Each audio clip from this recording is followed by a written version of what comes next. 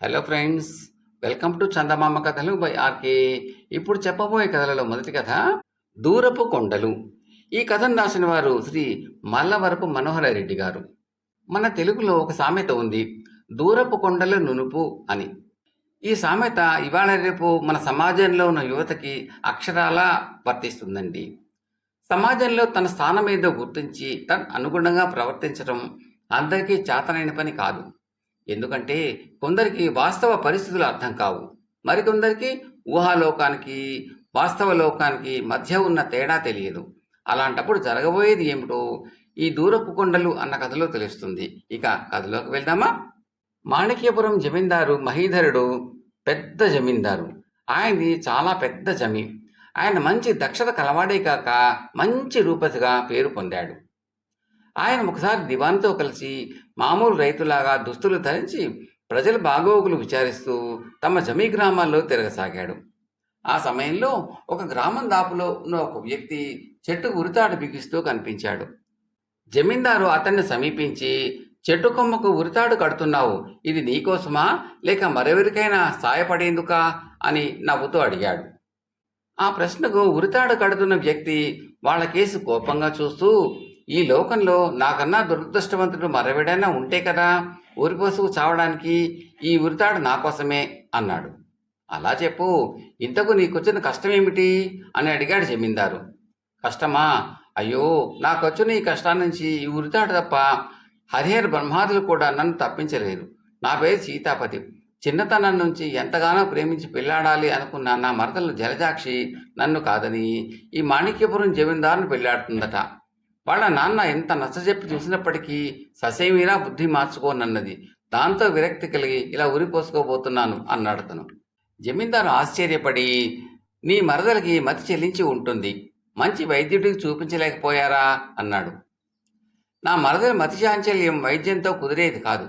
అది చిన్నతనం నుంచి జమీందారు గారి ధైర్య సాహసాలు, గుణగణాలు, అందచందాలు కథలు కథలుగా విని ఆయన్నే పెళ్లాడాలన్న పట్టుదలలో ఉన్నది అన్నాడు సీతాపతి బాధగా. జమీందారు కొంచెంసేపు ఆలోచించి, జమీందారు నాకు మంచి మిత్రుడు, ఆయనతో చెప్పి ఎలాగైనా జలజాక్షి పెళ్లి నీతో జరిగేలా చూస్తాను, దిగులు పడకు, వెళ్ళు అని సీతాపతిని అక్కడి నుంచి పంపేశాడు. ఆ తర్వాత ఆయన దివానుతో గ్రామానికి వెళ్ళి ఆ జలజాక్షిని చూద్దాం పదండి అంటూ బయలుదేరాడు. ఇద్దరూ గ్రామంలో ప్రవేశించి ఒక వీధి మలుపు తిరిగేసరికి ఒక ఇంటి ముందు జనం గుంపు కట్టి ఉన్నారు. జమీందారు ఆ గుంపులో ఒకరిని పిలిచి, ఇక్కడ ఇంత జనం పోగయ్యారేమిటి అని అడిగాడు. అందుకు వాడు, ఈ ఇంటాయన కూతురుకు జమీందారును తెచ్చి పెళ్లి చేయాలట. పాపం ఆ పిల్ల తండ్రి జమీందారుతో పెళ్లి కాదు కదా, కనీసం ఆయన దర్శనం కూడా చేయించలేను అన్నాడు. దాంతో ఆ పిల్ల నూతులు దూకి చావబోయింది. ఆ సమయానికి నలుగురు ఎలాగో కలిసి ప్రాణాపాయం నుంచి కాపాడారు అన్నాడు. ఇది విన్న దివానుకు ఆ పిల్ల పట్ల చాలా సానుభూతి కలిగింది.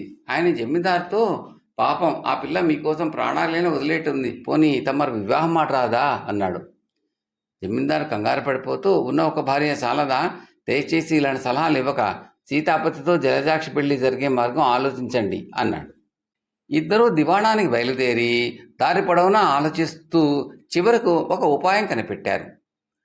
వారం రోజులు గడిచాక ఇద్దరు భటులు జలజాక్షి ఇంటికి వచ్చి, వేటలో ఉన్న జమీందారు గారి కాలికి గాయమైంది, వైద్యుడు పరీక్షించి ఉన్న చోటు నుంచి కదలకుండా విశ్రాంతి తీసుకుంటే తప్ప గాయం నయం కాదన్నాడు. అందువల్ల ఈ గ్రామంలో బాగా విశాలంగా ఉన్న మీ ఇంటిలో ఆయనకు విడిది ఏర్పాటు చేద్దామని వచ్చాం అన్నారు. ఇది విన్న జలజాక్షి తుట్రపడుతూ తండ్రి కంటే ముందుగా భటులతో, తొందరగా తీసుకురండి, పాపం జమీందారు గారికి గాయం ఎంత బాధ కలిగిస్తున్నదో ఏమో అన్నది. కొంతసేపటికి జమీందారు నలుగురు సేవకులతో గుర్రం మీద వచ్చి తన కోసం ప్రత్యేకంగా అలంకరించిన గదిలో విడిది చేశాడు. జలజాక్షి కళ్ళ నీళ్లు పెట్టుకుంటూ, మిమ్మల్ని ఈ స్థితిలో చూస్తూ ఉంటే నాకు నరకంలో ఉన్నట్టున్నది అన్నది. ఆ రాత్రి ఆమె నిద్రమాని జమీందారుకు ఎంతగానో పరిచర్యలు చేసింది. మర్నాటి సాయంకాలం వేళ జమీందారు నౌకర్లు దివాణా నుంచి పెద్ద పెద్ద పాత్రలలో మద్యం తీసుకువచ్చారు. జలజాక్షి జమీందారును ఆ పాత్రలో ఉన్నదేమిటి అని అడిగింది. హాయినిచ్చి మద్యం, అది సేవించకపోతే రాత్రంతా జాగరణ చేయవలసిందే, నాకు నిద్ర పట్టదు అన్నాడు జమీందారు. జలజాక్షి అసహ్యించుకుంటున్న ముఖం పెట్టి చరచరా ఇంట్లోకి వెళ్ళిపోయింది. చీకటి పడ్డాక విలువైన దుస్తులు ధరించిన ముగ్గురు వ్యక్తులు వచ్చారు. వాళ్ళు జమీందారు తెల్లవారేదాకా పాచికలాడుతూ కాలం గడిపారు. పాచికలాటలో జమీందారు చాలా ధనాన్ని పోగొట్టుకోవటమే కాకుండా పైగా వాళ్లకు అప్పు కూడా పడ్డాడు. ఆ ముగ్గురు జమీందారు నుంచి గెలుచుకున్న ధనంతో వెళ్ళిపోయాక దివాను ఆయనతో, ప్రభు, మీరు అతిగా మద్యం సేవించే ఆరోగ్యాన్ని, పాచికలాడే ధనాన్ని పోగొట్టుకోవటం బాగాలేదు. ఇలా అయితే తమ ఆరోగ్యం జమి ఎంతకాలం నిలిచేటట్టు అన్నాడు బాధపడుతూ. నిలిచిన నాళ్లే నిలవనివ్వండి మనిషికి, అందున నాబోటి జమీందారుకు అన్నిటికంటే ముఖ్యం వినోదమే కదా మరి. అన్నట్టు చెప్పడం మర్చిపోయాను, నాతో పాచికలాడే మిత్రులకు చాలా పెద్ద మొత్తాలే బాకీ పడ్డాను. డబ్బు కావాలి అవసరంగాను. లోగడ భైరవకొండల పక్కన ఉన్న గ్రామాల్లో 4 గ్రామాలు అమ్మాం కదా, మరి 10 గ్రామాలు అమ్మి డబ్బు పట్టుకురండి అన్నాడు జమీందారు. ఆ తర్వాత ఆయన పెద్దగా మూలుగుతూ గుండె పట్టుకుని కుప్పకూలిపోయాడు. నౌకర్లు పరుగు పరుగున పోయి దివాణ వైద్యుని తీసుకుని వచ్చారు. వైద్యుడు జమీందారుని పరీక్షించి ఏదో కషాయం లాంటిది తాగించి, ప్రభు, మీ ఆరోగ్యం పూర్తిగా దెబ్బతినిపోయింది. 1 నెల రోజుల పాటు మీకు చికిత్స చేయవలసి ఉంటుంది. మీరు ఆ కాలంలో దివాణ నుంచి కాలు బయట కూడా పెట్టకూడదు అన్నాడు.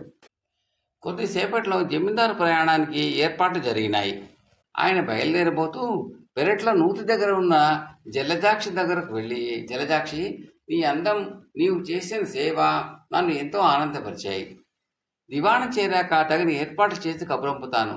నన్ను పెళ్ళాడటానికి నీకు ఎలాంటి అభ్యంతరమూ లేదు కదా అని అడిగాడు.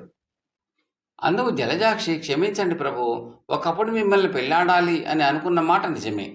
ఇప్పుడు మీరంటే నాకు ఏవగింపు తప్ప మరేమీ లేదు. స్త్రీ కోరుకునేది లక్షణమైన భర్త కానీ 1,00,000 దురలవాట్లు ఉన్న భర్త కాదు. మీరు పెద్ద జమీందారులే కావచ్చు, కానీ మీకన్నా మా సీతాపతి బావ 100 రెట్లు మేలు. ఈ అనుభవంతో దూరపు కొండలు నునుపు అని తెలుసుకున్నాను అన్నది. జమీందారు తన ఎత్తు పారినందుకు చాలా సంతోషించి దివాణానికి వెళ్ళిపోయాడు. ఆ తర్వాత కొద్ది రోజులకు సీతాపతితో జలజాక్షి వివాహం జరిగిపోయింది. కథ సమాప్తం. తరువాతి కథ పారిన పథకం.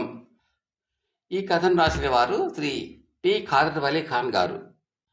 ఒక గ్రామంలో రాజమ్మ, సీతమ్మ అని 2 విధవరాళ్ళు ఉండేవారు. రాజమ్మకు రంగయ్య అనే కొడుకు, సీతమ్మకు జానకి అనే కూతురు ఉండేవారు. రాజమ్మ భర్త, సీతమ్మ భర్త తమ పిల్లలు పెద్దవాళ్ళయ్యాక వారికి పెళ్లి చేయాలి అని అనుకున్నారు. కానీ పిల్లలు చిన్నవాళ్ళుగా ఉండగానే వాళ్ళిద్దరూ పడవ ప్రమాదంలో చనిపోయారు. అయితే పిల్లలు పెద్దవారయ్యే సమయానికి రాజమ్మ బుద్ధి, సీతమ్మ బుద్ధి మారిపోయాయి. తన కొడుకు మంచి కట్నం తీసుకుని పెళ్లి చేయాలి అని ఆశపడింది రాజమ్మ. తన కూతుర్ని పట్నంలో ఇయ్యాలి అనుకున్నది సీతమ్మ. కానీ రంగయ్య, జానకి చిన్నతనం నుంచి తమ భార్యాభర్తలనే అనుకుంటూ వచ్చారు. తమకు ఇతరత్ర తల్లులు సంబంధాలు చూస్తూ ఉంటే వాటిని భగ్నం చేయడానికి ఇద్దరు విశ్వ ప్రయత్నాలు చేయసాగారు. ఒకనాడు గంగన్న అనే ఆస్తిపరుడు రంగయ్యను చూద్దామని రాజమ్మ ఇంటికి వచ్చాడు. రాజమ్మ గంగన్నకు సకల మర్యాదలు చేసింది. ఆ సమయంలో రంగయ్య ఇంట్లో లేడు, పొలంలో ఉన్నాడు. తనను చూడటానికి ఎవరో వచ్చారు అని తెలియగానే బట్టి చేతులతో ఇంటికి తిరిగి వచ్చాడు. అది చూసి రాజమ్మ, గొడ్డలేదురా అన్నది. కొట్టే చెట్టు దగ్గర ఉన్నది అన్నాడు రంగయ్య. కొట్టే చెట్టు ఎక్కడ ఉన్నది అని తల్లి మళ్ళీ అడిగింది. గొడ్డలి ఉన్న చోటే అన్నాడు రంగయ్య. చూడవచ్చిన గంగన్న రంగయ్య జడ్డితనం చూసి నిర్ఘాంతపోయాడు. రాజమ్మ మాట మారుస్తూ, ఇంతసేపు ఏం చేస్తున్నావు అని అడిగింది. కొబ్బరి చెట్టు ఎక్కాను అన్నాడు. దేనికి అన్నది రాజమ్మ ఆశ్చర్యంగా. దూడ గడ్డి కోసం అన్నాడు రంగయ్య. చెట్టు మీద గడ్డి ఉంటుందట్రా అన్నది తల్లి. లేదు, అందుకే దిగి వచ్చేస్తాను అన్నాడు కొడుకు. ఇది విన్న పెద్ద మనిషి వెళ్ళి వస్తాను అని చెప్పి జారుకున్నాడు. ఆ తర్వాత రాజమ్మ తన కొడుకును నానా తిట్లు తిట్టి, నీ మొహానికి మంచి సంబంధం వచ్చే గీత లేదు అని తిట్టిపోసింది. నాకు జానకి కంటే మంచి సంబంధం వస్తుందా అన్నాడు రంగయ్య. జానకి కూడా పట్నం నుంచి ఒక సంబంధం వస్తే అలాగే ప్రవర్తించింది. ఆమెను చూడవచ్చిన వారిలో ఒక ఆమె, అమ్మాయి, పప్పుకు రుచి రావాలంటే ఎలా వండాలి అని అడిగింది. నిప్పులో పప్పు వేసి వండితే మా రుచిగా ఉంటుంది అంది జానకి. అడిగిన ఆమె నూరు వెళ్ళబెట్టి ఆశ్చర్యపడింది. ఇంతలో లోపలకు ఒక కోడి పెట్ట వచ్చింది. జానకి చీపురుతో దాన్ని కొట్టింది. అదేమిటే కోడిపెట్టిన అలా కొడతావు అని తల్లి ఆమెను కోప్పడింది. అత్తగారు అనుకున్నానమ్మా అన్నది జానకి పశ్చాత్తాప పడుతున్నట్టుగా. పెళ్లి చూపులు వచ్చిన వాళ్ళు వచ్చిన దారిని తిరిగి వెళ్ళారు.